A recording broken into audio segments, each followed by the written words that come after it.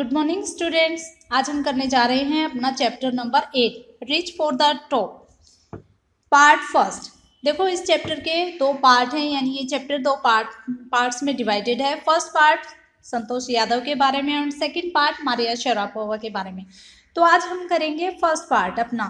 First part में किसके बारे में दिया गया है? संतोष यादव के बारे में। कुछ पढ़ने से पहले अपना चैप्टर स्टार्ट करने से पहले कुछ इन्फॉर्मेशन यहाँ दी गई है, हम वो शेयर करना चाहेंगे। Think for a while and make a list of 3 to 5 person you idealise admire very much for their achievements. तुम्हें 3 या 5 व्यक्तियों की एक लिस्ट बनानी है जिसको आप बहुत ज़्यादा एडमायर करते हैं, जिसको आप आइडियलाइज करते हैं, यानी जो आपको बहुत अच्छा लगता है उसके अचीवमेंट्स के लिए। और वो किसी भी एरिया से, किसी भी क्षेत्र से हो सकता है, वो स्पोर्ट्स से हो सकते हैं, मेडिसिन से या मीडिया या आर्ट और कल्चर से। यानी जो पर्सनैलिटी आपको बहुत ज़्यादा अट्रैक्ट करती है उसके बारे में आपको लिखना है। वो किसी भी एरिया से, मेडिसिन से, स्पोर्ट्स से हो सकते हैं, क्योंकि बहुत सारे बच्चों को क्रिकेटर पसंद है, बहुत सारा को कोई वॉलीबॉल प्लेयर पसंद है, या फिर फुटबॉलर पसंद है, या फिर कोई डांस वगैरह से, कोई ऐसे एरिया से आपको, या मीडिया से कोई न्यूज़ एंकर आपको बहुत पसंद है, उसके बारे में आपको लिखना है। उसकी लिस्ट बनानी है ऐसे 5 व्यक्तियों की। फिर क्लास में वो डिस्कस की जाएगी। टीचर्स जो टॉप 5 होंगे सभी बच्चों की चॉइसेस के अकॉर्डिंग उनके बारे में डिस्कस किया जाएगा। तो स्टार्ट करते हैं अपना chapter. The only woman in the world who has scaled Mount Everest twice was born in a society where the birth of son was regarded as a blessing and a daughter, though not considered a curse, was not generally welcome. एक women जिसने 2 बार mount Everest को, देखो twice, 2 बार mount Everest को चढ़ा है, mount Everest की चढ़ाई की है। स्कैल का मतलब उसको क्लाइंब करना। ऐसी सोसाइटी में उनका जन्म हुआ था जहाँ पर सन को रिगार्डेड, उसको ब्लेसिंग, उसको एक आशीर्वाद समझा जाता था, और डॉटर्स को, उनको कर्स तो नहीं समझा जाता था। कर्स का मतलब होता है अभिशाप। उनको अभिशाप तो नहीं समझा जाता था, लेकिन जनरली उनका वेलकम भी नहीं किया जाता था। When her mother was expecting Santosh, a traveling holy man, giving her his blessing, assumed that she wanted a son. जब संतोष यादव की मदर उसको एक्सपेक्ट कर रही थी, तो वहाँ पे एक हॉली मैन जो कि वहाँ से गुजरा, उन्होंने अपनी ब्लेसिंग्स दी, अपना आशीर्वाद दिया कि उन्हें एक बेटा होगा। होली मैन होता है कोई भी सेंट, कोई भी संत महात्मा, होली यानी जिसकी सोल बहुत ही प्योर होती है। उन्होंने उनका संतोष यादव की मदर को बोला कि आपको बेटा हो। But to every once surprise, लेकिन सबके लिए ये हैरानी की बात थी। The unborn child's grandmother, क्योंकि जो बेबी अभी पैदा नहीं हुआ है उसकी ग्रैंड मदर ने कहा, who was standing close by, जो कि उनके मदर के बिल्कुल पास में ही खड़ी थी, told him that they didn't want a son, कि वो लड़का नहीं चाहते। The holy man was also surprise, और ये सब सुनकर होली मैन भी बहुत सरप्राइज हुए, बहुत हैरान हुए। Nevertheless he gave the requested blessing as destiny would have it. The blessing seemed to work. Santosh was born, क्योंकि उन्होंने जैसे ही बोला तो लगता है कि डेस्टिनी ने उनकी रिक्वेस्ट को एक्सेप्ट कर लिया, जैसा कि वो चाहते थे। संतोष was born, और संतोष पैदा हुई, यानी एक लड़की ही पैदा हुई। संतोष was born the 6th child in a family with 5 sons and sister too. Santosh family के 6th चाइल्ड के रूप में पैदा हुई, जिसके ऑलरेडी 5 ब्रदर्स थे। She was born in the small Joniyas of Rewari district in Haryana. वो जोनियावास, जो कि रेवाड़ी डिस्ट्रिक्ट में, जो हरियाणा का एक डिस्ट्रिक्ट है, उसके एक जोनियावास गांव में पैदा हुई। The girl was given the name Santosh which means contentment. Girls को नाम दिया गया संतोष। संतोष का मतलब होता है कंटेंटमेंट, यानी जो फुली सेटिस्फाइड हो, जो संतुष्ट हो। But Santosh was not always content with her place in a traditional way of life, लेकिन संतोष जो थी वो हमेशा कंटेंट नहीं रहती थी, यानी कि हमेशा संतुष्ट नहीं होती थी ट्रेडिशनल वे ऑफ लाइफ के। She began living life on her own terms from the start.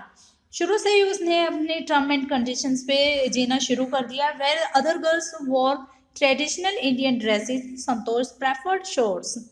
जहाँ पे सारी गर्ल्स ट्रेडिशनल इंडियन ड्रेस पहनती थी, ट्रेडिशनल इंडियन ड्रेस कैसी, सूट सलवार या घाघरा चोली, इस तरीके से संतोष वहाँ पे क्या पहनना पसंद करती थी, shorts. Looking back she says now, from the very beginning I was quite determined that if I chose a correct and rational path, the other around me had to change, not me। वो संतोष बताती है कि मैं शुरू से ही बहुत determined थी। मैंने ये सोच रखा था अगर मुझे वो पाथ फॉलो नहीं करना तो मुझे खुद को चेंज नहीं करना है, बल्कि जो मेरे आसपास हैं वो खुद को चेंज करे, मैं चेंज नहीं होंगी। वो ये सब सोच के Santosh parents were affluent land owners. Santosh के जो पेरेंट्स थे वो काफ़ी अच्छे लैंड ओनर्स थे। लैंड ओनर मतलब होता है जमींदार, अफ्लुएंट मतलब जो कि रिच होते हैं।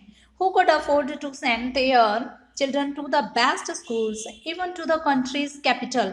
वो अफोर्ड कर सकते थे, यानी अफोर्ड का मतलब वो एबल थे अपने बच्चे को एक बेस्ट स्कूल में भेजने के। ये वो कंट्री की कैपिटल क्या है, न्यू दिल्ली, वो न्यू दिल्ली तक उसको भेज सकते थे, उनको पढ़ा सकते थे। Which was quite close by, जो कि उनके बहुत पास में थे। रेवाड़ी से दिल्ली बहुत पास में है। But in line with the prevailing customs, prevailing का मतलब जहाँ पे वो प्रचलन था, कस्टम का मतलब रीति रिवाज, इन द फैमिली, लेकिन जो फैमिली के रीति रिवाज थे, Santosh had to make do with the local village schools. उसने अपनी पढ़ाई लोकल विलेज स्कूल में ही की। So she decided to fight the system in her own quiet way when the right moment arrived। तब तक उसने अपने तरीके से लड़ाई जारी रखी, यानी अपना फाइट करना मतलब अपनी जो ट्रेडिशनल जो वे था उसको चेंज करने का, जो उनका एक जज्बा था उस सिस्टम से लड़ने का, वो उसने तब तक जारी रखा जब तक क्या राइट मोमेंट नहीं आ गया। And the right moment came when she turned 16। और वो राइट मोमेंट कब आया, जब वो 16 years की हुई। At 16, most of the girls in her village used to get married. Santosh was also under pressure from her parents to do the same। जब संतोष यादव 16 साल की हुई तो उस एज में मोस्टली जो विलेज की गर्ल्स थी उनकी शादी हो जाती थी, और संतोष पे भी उसके पेरेंट्स की तरफ से यही सब करने का प्रेशर था, यानी कि उसको भी शादी करने का प्रेशर था। And marriage age early age that was the last thing on her mind. लेकिन मैरिज उसके माइंड में लास्ट थिंग थी, यानी कि सबसे बाद में करने वाली चीज़ थी। She threatened her parents that she would never marry if she did not get a proper education। उन्होंने अपने पेरेंट्स को थ्रेटन किया, धमकाया, उनको एकदम से चेतावनी दे दी कि वो तब तक मैरिज नहीं करेगी जब तक कि वो प्रॉपर एजुकेशन ना ले ले। She left home and got herself enrolled in a school in Delhi। और उसने घर छोड़ दिया और अपने आप को एनरोल्ड कराया, यानी एडमिशन ले लिया दिल्ली के स्कूल में। When her parents refused का मतलब होता है मना कर देना। To pay for her education, उसके पेरेंट्स ने उसके एजुकेशन फीस पे करने से मना कर दिया। She politely informed them of her plans to earn money by working part time to पे हर स्कूल फीस। लेकिन उन्होंने पोलाइटली बहुत ही प्यार से अपने पेरेंट्स को इन्फॉर्म किया अपने प्लान्स के बारे में कि किस तरीके से वो मनी अर्न करेगी अपनी स्कूल फी पे करने के लिए। हर पेरेंट्स देन एग्रीड टू पे फॉर हर एजुकेशन। लेकिन बाद में उसके पेरेंट्स एग्री हो गए उसके एजुकेशन फीस देने के लिए। Wishing always to study a bit more. लेकिन धीरे धीरे वो उनकी विश जो थी वो थोड़ा थोड़ा करके बढ़ती रही। With her father slowly getting use to her urge. Urge का मतलब होता है इच्छा। और धीरे धीरे उसके पेरेंट्स भी उसकी धीरे धीरे जो बढ़ती उसकी डिमांड थी उनके आदत हो गए उनकी इच्छाओं को, और मोर एजुकेशन। और इस तरीके से वो धीरे धीरे लिट बिट मोर यानी धीरे धीरे करके थोड़ा ज़्यादा वो एजुकेशन लेती गई। Santosh pass the high school examination and went to Jaipur. उन्होंने हाई स्कूल पास किया और अब वो जयपुर गई। She join Maharani college and got a room in Kasturba hostel. वो महारानी कॉलेज में उन्होंने एडमिशन लिया और वहाँ पे कस्तूरबा हॉस्टल के एक रूम में रहे। संतोष रिमेंबर्स कस्तूरबा हॉस्टल फेस्ड था। संतोष यादव याद करती हैं कि जो कस्तूरबा हॉस्टल था वो फेस करता था अरावली हिल्स को। I used to watch villagers from my room. अब मैं अपने रूम से आते हुए विलेजर्स को देखती थी। Going up the hills and suddenly vanished after a while. जो कि हिल्स पे जाते थे और अचानक से गायब हो जाते थे। वैनिश का मतलब गायब हो जाना। One day I decided to check it out myself. एक दिन मैंने डिसाइड किया कि मैं ये चेक करूंगी कि ये सब गायब कहाँ हो जा रहे हैं। I found nobody except a few mountaineer. मुझे वहाँ कोई नहीं मिला, सिर्फ कुछ माउंटेनियर्स होते हैं जो माउंटेन्स पे चढ़ाई करते हैं। I asked if I could join them. मैंने उनसे पूछा क्या मैं उनको ज्वाइन कर सकती हूँ। टू माई प्लेजेंट सरप्राइज, और मेरे लिए एक बहुत ही हैरानी भरा सरप्राइज था। They answered in the affirmative. Affirmative का मतलब सहमति में, पॉजिटिव वे में उन्होंने मुझे आंसर किया कि हाँ बिल्कुल। एंड मोटिवेटेड का मतलब होता है प्रोत्साहित करना। Me to take to climbing, और मुझे चढ़ाई के लिए उन्होंने प्रोत्साहन भी किया, काफ़ी मुझे इंस्पायर किया उन लोगों ने। Then there was no looking back for this determined young girl. और उसके बाद से उसने कभी इस यंग डिटरमिन्ड गर्ल ने पीछे मुड़ के नहीं देखा। She saved money and enrolled in a course eight Uttarkashi Nehru institute. उसके बाद इन्होंने खुद को उत्तरकाशी के नेहरू इंस्टीट्यूट में, जो कि माउंटेनियर्स के लिए फेमस था, उसमें खुद को एनरोल कराया। My college semesters in Jaipur was two and in April. उसके कॉलेज सेमेस्टर जो जयपुर में था वो अप्रैल में ख़त्म हो जाने थे। But it ended on the 19th of May. लेकिन ये 19th ऑफ मे को ख़त्म हुआ। And I was suppose to be in 19th मई को हमारा सेमेस्टर ख़त्म हुआ और मुझे पहुंचना था उत्तरकाशी 21st को। सिर्फ 2 ही दिन उनके पास थे। So I did not go back home, और इसी वजह से मैं घर नहीं जा सकी। Instead I headed straight for the training. मैं सीधा ट्रेनिंग के लिए चली गई। I had to write a letter of apology. Apology का मतलब होता है माफ़ी मांगना। मैंने अपने फादर को एक लेटर लिखा जिसमें मैंने उनसे अपोलॉजी मांगी। विदाउट उनकी परमिशन के मैंने खुद को उत्तरकाशी के लिए एनरोल करा लिया है। There after Santosh went on an expedition होता है अभियान, एवरी ईयर। और उसके बाद वो बताती है कि मैं हर साल अभियान के लिए जाती थी। हर क्लाइंबिंग स्किल्स मैच्योर्ड रैपिडली का मतलब होता है सून, बहुत जल्दी से। उनकी जो स्किल थी ऊपर चढ़ने की, क्लाइंबिंग की, वो धीरे धीरे करके मैच्योर होती गई, बहुत ही गहरी। she developed a remarkable resistance to cold and the altitude. अब धीरे धीरे उसकी जो रेसिस्टेंट पावर थी वो भी काफ़ी ज़्यादा हो गई। रेसिस्टेंस का मतलब प्रतिरोधक क्षमता, यानी कि ठंड से लड़ने की क्षमता उसकी बहुत ज़्यादा डेवलप होती गई। Equipped with an iron will, physical endurance and an amazing mental toughness, she proved herself repeatedly. और धीरे धीरे करके वो बार बार अपनी आयरन विल यानी लोहे जैसी पावरफुल, क्योंकि लोहा बहुत कठोर होता है ना, उस जैसी उनकी विल थी, उनकी दृढ़ इच्छा शक्ति थी। फिजिकल एंड्योरेंस यानी शरीर में वो ताकत जो कि कोल्ड को सहन कर सके। And an amazing mental toughness, और उनकी मेंटल टफनेस भी यानी मानसिक संतुलन भी बहुत ज़बरदस्त था। बार बार वो इनको प्रूव करती जा रही थी। The culmination of her hard work and sincerity came in 1992। उनके हार्ड वर्क का जो एक प्राइज था, जो एक अचीवमेंट थी, वो 1992 में आई। Just 4 years after she had shyly asked the Aravalli mountaineer if she could join them. Santosh Yadav बताती है कि ओनली 4 साल की उनकी प्रैक्टिस थी जब उन्होंने शायली अराइवली माउंटेनियर से पूछा कि क्या वो उनको ज्वाइन कर सकती है, if she could join them. At barely 20 years of age, Santosh Yadav scaled mount Everest, और वो केवल मुश्किल से 20 साल की ही थी जब उन्होंने माउंट एवरेस्ट चढ़ा। देखो, जो कि वर्ल्ड की सबसे हाईएस्ट पीक है, सबसे हाईएस्ट चोटी है माउंट एवरेस्ट। और सभी बच्चे मुझे कमेंट बॉक्स में लिख के बताएंगे कि माउंट एवरेस्ट की हाइट कितनी है। Becoming the youngest women in the world to achieve the feat, और वो वर्ल्ड की यंगेस्ट गर्ल बनी माउंट एवरेस्ट की चढ़ाई करने वाली। If her climbing skills, physical fitness and mental strength impressed her seniors, her concern for others and desire to work together with जो उनकी फिजिकल फिटनेस थी, मेंटल स्टेट से, ये सब उनके सीनियर्स को भी बहुत ज़्यादा इंस्पायर करती थी। हर कंसर्न फॉर अदर, और जो कि उनका कंसर्न था दूसरों के लिए, जो वो एक केयर शो करती थी। Desire to work together with them found her special place in the hearts of fellow climber. और उनकी ये सारी क्वालिटी उनके जो फेलो क्लाइंबर्स होते हैं, जो उनके साथ चढ़ाई करने वाले थे, उनके लिए उनके दिलों में एक स्पेशल प्लेस, एक स्पेशल जगह बना दी थी। उनका काम करने का जो जज्बा था और सबकी हेल्प करने का जो तरीका था, वो सब एक स्पेशल प्लेस प्रोवाइड करते थे उसके fellow climbers. During the 1992 Everest mission, Santosh Yadav provided special care to climber who lay जाएंगे at the south pole. She was unfortunately unsuccessful in. Santosh Yadav बताती हैं कि 1992 एवरेस्ट के मिशन पर उन्होंने एक क्लाइंबर की स्पेशल केयर की, जो कि साउथ पोल पे मरने वाला था, लेकिन फिर भी वो उसको बचाने में अनसक्सेसफुल रही। अनफॉर्चुनेटली होता है दुर्भाग्य से। However she managed to save another climber, लेकिन वो दूसरे क्लाइंबर्स को बचाने में सक्सेसफुल रही।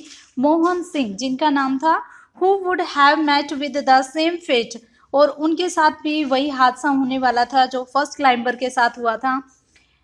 Fate had she not shared her oxygen with him, उनके साथ भी वही वाला हादसा होता अगर वो उनसे अपना ऑक्सीजन शेयर ना करती तो। Within 12 months, Santosh found herself a member of an Indo-Nepalese women's expedition that invited her to join them. और उनके 12 महीनों बाद ही संतोष यादव को एक इनविटेशन मिला इंडो नेपालीज विमेंस एक्सपीडिशन का हिस्सा बनने के लिए। She then scaled the Everest a second time, thus setting a record as the only woman to have scaled the Everest twice and securing for herself। और उनको जैसे ही उन्होंने उनको ज्वाइन किया तो वो सेकेंड टाइम माउंट एवरेस्ट चढ़ने वाली पहली विमेन बनी, जिन्होंने अपने लिए और वर्ल्ड के लिए एक रिकॉर्ड सेट किया। एक फर्स्ट विमेन जो 2 बार माउंट एवरेस्ट चढ़ी हैं, and securing for herself and India a unique place in the annuls of mountaineering.